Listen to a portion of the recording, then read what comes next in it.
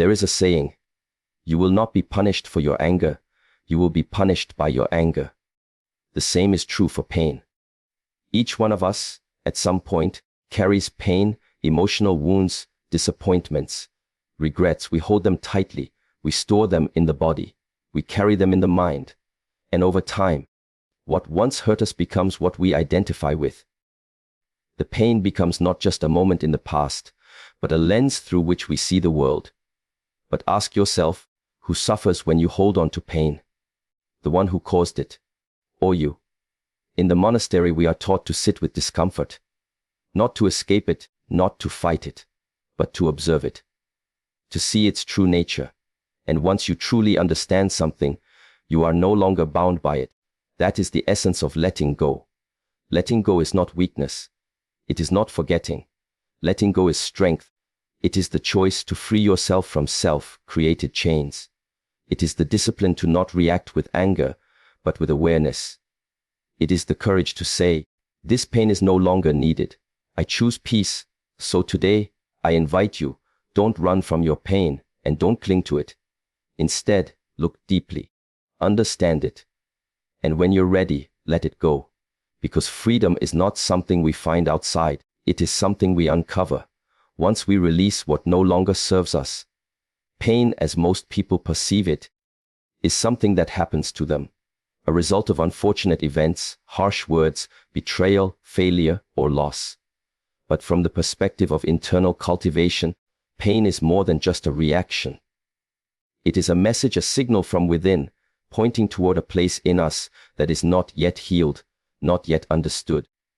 When something hurts, it is not merely because of what happened, but because of how we relate to it, how we interpret and store it inside. This is why two people can go through similar experiences, but one remains peaceful, while the other suffers for years. It is not the pain itself that imprisons us. It is our unwillingness to understand and release it. Many times, we carry pain long after the moment has passed. A childhood insult, a broken relationship, an opportunity lost. We store these memories like old furniture in the attic of the mind. We visit them again and again, polishing them with our attention, making them heavier each time. We replay what was said, what should have been done, what we wish had happened. In doing so, we feed the pain, we give it energy, we allow it to take root, and then we wonder why we feel stuck, tired, disconnected from the present moment. We cannot walk freely if we are chained to the past. In the practice of mindfulness and internal martial arts, we train not only the body, but more importantly the mind. We observe its movements, where it goes when left alone, what it holds on to, what it fears, what it resists. We begin to see the nature of attachment.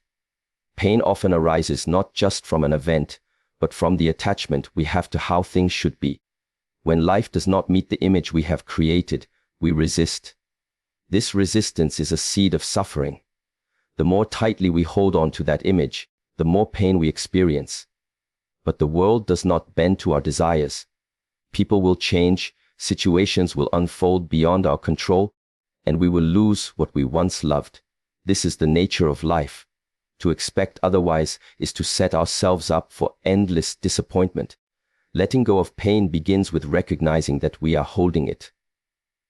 This sounds simple, but many are not even aware of what they carry. The tension in the shoulders, the knot in the stomach, the heaviness in the chest. These are not just physical. They are the manifestations of unresolved experiences. To release them, we must be willing to sit in stillness, to bring attention to the body, to the breath, and to the thoughts that arise. This is where awareness becomes a powerful tool. It allows us to witness pain without immediately reacting to it. Instead of pushing it away or drowning in it, we observe. And in that observation, something begins to shift. We see that pain is not permanent. It comes and it goes. Like waves in the ocean, it rises and falls. But most people are never taught how to observe. They are taught to escape, distract yourself, entertain yourself, work harder, stay busy, avoid silence. And so the pain, instead of being released, is merely buried deeper. It shows up later in anger, anxiety, fatigue, or illness. Internal pressure must find expression. If we do not give pain a healthy outlet, it will find its own path, and it rarely does so gently. The path of inner mastery teaches us to embrace discipline, not only of the body, but also of emotion. Discipline does not mean suppression. It means conscious guidance. When pain arises, the disciplined mind does not react with panic or resistance. It recognizes the pattern, the memory, the wound. It breathes into it. It allows it to move through without judgment. This requires strength, not physical strength, but the strength to remain still, to face what is uncomfortable, and to remain open in the presence of suffering. To let go of pain, we must also dissolve the identity we have built around it. For some, pain becomes a story. It becomes who they are, the betrayed one, the abandoned one, the one who failed, the one who was hurt. That story gives a sense of self, but it also becomes a prison. When we are too attached to our story, we fear what will remain if we let it go. Who are we without our suffering? What lies beyond that identity? These are questions only silence can answer, not the mind. And so we must return again and again to that inner space where no one is watching, where the ego has no role to play, and where we can meet ourselves honestly, without defense. In this journey, there is no competition, there is no race. There is only the quiet commitment to becoming lighter, more conscious, and more at peace. Every day, we are given moments in which we can choose whether to carry the past or to release it, whether to react with old pain or respond with new presence, whether to close the heart or to open it, even when it trembles. These choices, small and subtle, become the architecture of our transformation. There is a natural instinct within all human beings to avoid discomfort. When something hurts, whether physically or emotionally, the immediate reaction is to pull away, to protect, to escape. This instinct once served us in the wild. It helped us survive danger, avoid injury, and protect our bodies. But emotional pain operates differently. It cannot be outrun or hidden from. It lives in the mind, in the memory, in the subtle impressions left on the nervous system. And when we try to suppress it or pretend it doesn't exist, it does not disappear. It becomes more subtle, more quiet, more deeply ingrained. The art of letting go begins when we no longer run from pain, but instead turn toward it, not with fear, but with curiosity and awareness. Pain teaches. Every hurt carries within it a message. The challenge is not to get rid of pain, but to listen to what it is asking. Sometimes it asks us to grow, to change direction, to see clearly where we have betrayed ourselves or tolerated what we should not have. Sometimes pain simply wants to be acknowledged, to be seen and accepted without judgment. In the ancient teachings, the body is not seen as separate from the mind. What the mind does not process, the body remembers. So when we feel tightness, pressure, or fatigue without physical cause, it is often an echo of emotional energy unprocessed and unresolved. By becoming still and turning attention inward, we begin to see where this energy is stored. The breath becomes a bridge in this process. It connects the conscious with the unconscious, the seen with the unseen. A shallow breath often indicates tension, anxiety, or suppressed emotion. A deep, conscious breath begins to dissolve that tension. It calms the nervous system, quiets the internal noise, and creates space for awareness. When pain arises, most people hold their breath or breathe rapidly. But when we learn to breathe into discomfort, we allow it to move rather than remain stuck. It is like opening a window in a dark room. Suddenly, there is air, there is light, there is the possibility of change. Letting go is not a passive act. It requires courage. To release pain, one must be willing to visit the places they have long avoided, the memories that sting, the emotions that overwhelm, the truths that have been buried. It is not a one-time event, but a practice. Each time pain arises, we are given an opportunity to react from habit or to respond with presence. Over time, presence becomes stronger than habit. Awareness becomes stronger than fear. We stop being controlled by pain, and we begin to move freely, not because pain never visits us again, but because we have learned how to meet it with clarity. This path is not about becoming indifferent or cold. It is about becoming spacious inside, so that emotions can come and go like waves on the surface of the ocean, while the depth beneath remains calm and steady. When we cling to pain, we limit the space within us. Everything becomes about protection and defense. But when we let go, we make room for new experiences, for peace, for creativity, for connection. We begin to live from a place that is not defined by wounds, but by wisdom. A place not rooted in reaction, but in conscious response. Many people wait for closure from others before they allow themselves to let go. They wait for apologies, for justice, for the world to acknowledge their suffering. But closure is an inner act. It does not come from the outside. It comes when we decide that we are no longer willing to carry the weight of resentment, anger, guilt, or sorrow. It is a personal decision, and it marks the beginning of inner freedom. The mind has a natural tendency to hold on. It clings to what is familiar, even if that familiarity is rooted in pain. This clinging is not because the pain is enjoyable, but because it becomes a part of one's identity. The moment we experience something that shakes us, loss, betrayal, failure, the mind tries to make sense of it. In doing so, it creates a narrative, a story, and often that story becomes replayed again and again. Over time, it becomes more than just a memory. It becomes who we think we are. This attachment to the pain story becomes a filter through which we see the world. We stop seeing people as they are and instead see them through the lens of our past wounds.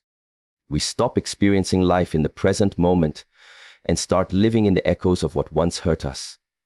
This is why pain can feel so persistent. Not because the event is still happening, but because the mind has never released its grip. Letting go is not only a physical or emotional process, it is a mental discipline. It requires us to observe our own thoughts without becoming entangled in them. To see the narrative for what it is, a construction of the mind, not an absolute truth. When we begin to observe the mind with detachment, we start to recognize which thoughts are helpful and which ones only serve to keep the pain alive. That awareness is the first step toward liberation. Meditation and mindfulness are not simply relaxation techniques, they are tools of inner transformation. In silence, the mental noise becomes more visible. The patterns of worry, regret, blame, and self-criticism rise to the surface. Most people are overwhelmed by this, which is why they avoid silence. But those who are trained to observe without reacting begin to see through the illusion.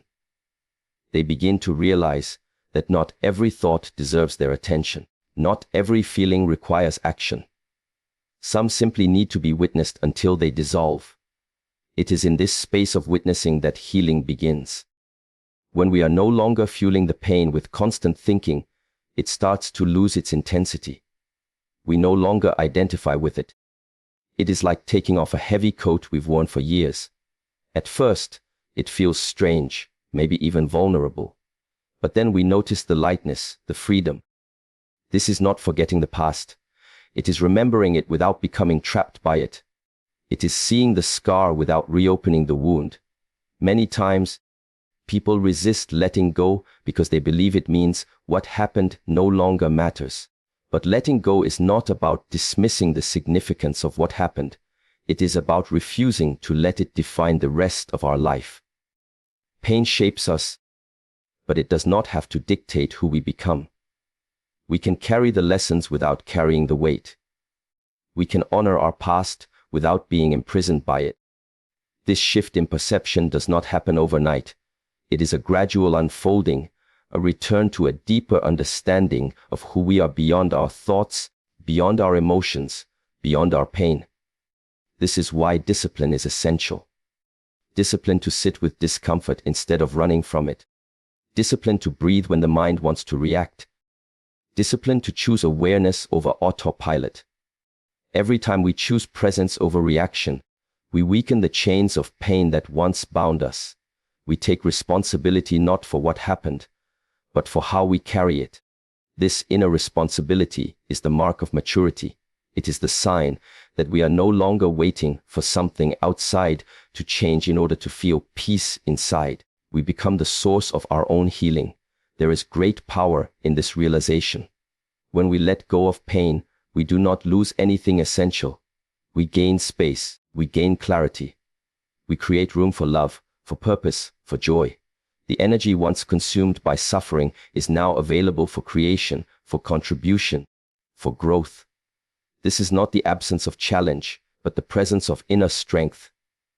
The ability to meet life as it is, without being dragged by the past, without being blinded by fear, without being held hostage by our own thoughts. In the process of letting go of pain, one of the most challenging steps is learning to open the heart again. When we have been hurt deeply, the natural tendency is to close off, to protect ourselves, to build invisible walls around our emotions so that we do not feel that kind of hurt again. But the same walls that protect us from pain also keep out joy, connection, and love. We begin to live in a self-created cage, safe, perhaps, but numb, protected, but alone. In trying to avoid future suffering, we unconsciously shut ourselves off from life itself. To let go of pain fully, we must eventually face this barrier. We must be willing to feel again, to trust again, to step into the world with vulnerability rather than fear. This does not mean we forget what happened or pretend we were never hurt. It means we have reached a place of inner strength where we no longer allow the past to control our present. Emotional resilience is not the absence of pain. It is the capacity to move through it without losing the ability to feel. It is the ability to remain open even when the past urges us to close. This kind of strength is cultivated through conscious living. It is developed through practices that bring awareness to the patterns of the heart and the mind, and it is sustained by a deep commitment to healing and growth. A closed heart is often disguised as independence, control, or emotional distance, but beneath these protective strategies is often fear. Fear of being hurt again, of being vulnerable, of appearing weak. True courage lies in doing the opposite. It lies in softening when you could harden, in forgiving when you could blame, in trusting when you could doubt. This is not naive optimism, but a grounded strength that comes from understanding pain rather than fearing it. It is a decision to let love be greater than fear, to let healing be more important than guarding the wound. We live in a world that often glorifies toughness and emotional detachment, but emotional detachment is not healing. It is avoidance. It may provide temporary relief, but it does not lead to freedom. To be truly free from pain, we must be willing to feel everything that arises within us without labeling it as good or bad, right or wrong. We must learn to be present with our own sadness, our own anger, our own sorrow, without pushing it away or clinging to it. This is the path of the warrior, not one who fights outside battles, but one who faces the inner world with clarity, with compassion, and with unshakable presence. Healing is not linear. Some days it feels like progress, other days like regression. Old emotions can return when we least expect them. Memories can resurface with vivid clarity. But each time this happens, we are given a choice to meet the experience with resistance or with acceptance. Acceptance does not mean resignation. It means acknowledging what is here without trying to change it. It is this space of non-resistance where transformation begins. When we stop fighting what we feel, we begin to understand it. And what we understand, we can release. One of the greatest tools for opening the heart and letting go of pain is forgiveness. Not just of others, but also of ourselves. We often carry guilt for decisions we made in the past, for ways we behaved when we were unconscious, for not knowing what we know now, but guilt keeps the past alive. Forgiveness, on the other hand, dissolves it. It creates space for self-compassion, for growth, for starting again. To forgive is not to condone what happened. It is to say, I choose peace over punishment. I choose presence over pain. It is a declaration of freedom, not just from others, but from the mental patterns that bind us to suffering. Letting go of pain is not something that someone else can do for us. It is not something that happens automatically with time. It is an intentional act, a daily choice, a disciplined practice. It is the willingness to return again and again to the present moment and to trust in its power to heal. Each breath becomes an invitation to soften. Each step becomes an opportunity to move forward without dragging the weight of yesterday. This is not weakness. It is profound strength. To walk through life unguarded, even after being hurt. To remain kind in a world that has not always been kind. To keep your heart open when it would be easier to shut it down. This is the essence of true spiritual power. It is the mark of one who is no longer defined by pain, but by presence, by purpose, and by the quiet confidence of someone who has turned their suffering into wisdom. Pain is not something we can escape in this life. It is part of being human. But how long we carry it, how deeply we allow it to define us, and how much of our peace we are willing to sacrifice to it. These are choices we make, whether consciously or unconsciously. The journey of letting go is not about forgetting what happened, nor is it about pretending we were never affected. It is about honoring the experience, learning its lesson, and then releasing it so we can move forward with clarity and lightness. True freedom begins not when life becomes perfect, but when we are no longer imprisoned by what once hurt us. When we can breathe without tension, feel without fear, and live with openness instead of armor, we step into a new level of existence. One where peace is not dependent on circumstances, but cultivated from within. Letting go of pain is not the end of our story. It is the beginning of something far greater, a life guided by awareness, shaped by wisdom, and rooted in the strength of an open heart.